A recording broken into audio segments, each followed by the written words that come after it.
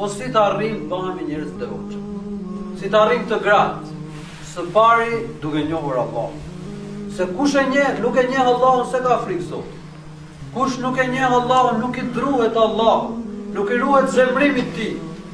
Ai që njeh Allahun, njeh madhështinë e Zotit, fuqinë e tij, njeh veprat e tij, njeh mëshirën dhe zemrimin e tij, ai e ka frikë Allahut. Se e di që Allahu është i denjë për ta pas frikë për tij. Së dytë, njohësh veten e Zotit, njohësh urdhra, njohësh ndalesat, njohësh kufi, njohësh shariatin e Allahut. Ja mundsosh edhe familjes tënde që ta mësoj fenë e Allahut të lartësuar. Që familja të shndërrohet në mejtep, në shkollë, në cilën edukohen fëmijë të xhairit, edukohen njerëz të xhairit, bëhen shembull për njerëzit. Së treti ose së katërti, duke zbatuar detyrat fetare, së pestit, duke hequr dorë nga harami, dhe së gjashtit, duke kërkuar llogari vetes. Njeriu i devotshëm kërkon llogari vetes. Se ku jam? Kam një plan, duhet bëhem njëri i devotshëm. A e kam arritur këtë shkallë? Çdo ditë duhet që ti kërkosh llogari vetes tënde. Ka thënë Mejmun ibn Mehran, njëri prej dietarëve të Ummetit, ka thënë el-muttaqi ashaddu muhasabatan li nafsihi min ash-sharik ash-shahih li shariki. Njeriu i devotshëm kërkon llogari vetes më shumë se sa një ortak do shtrënguar ortaku tjetër.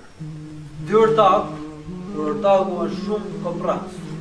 Qysh i kërkon llogari ortaku tjetër? I kërkon llogari gjithçka, imësisht. Edhe njeriu i devotshëm kërkon llogari vetes. Shikon defektet, problemet, tmentat e nefsit vet. Problemet që ka në familje, përpiqet t'i evitoj të gjitha. Në mënyrë që të ndërtoj një familje të mrekullueshme. Familje në cilën zbatohet ligji i Allahut.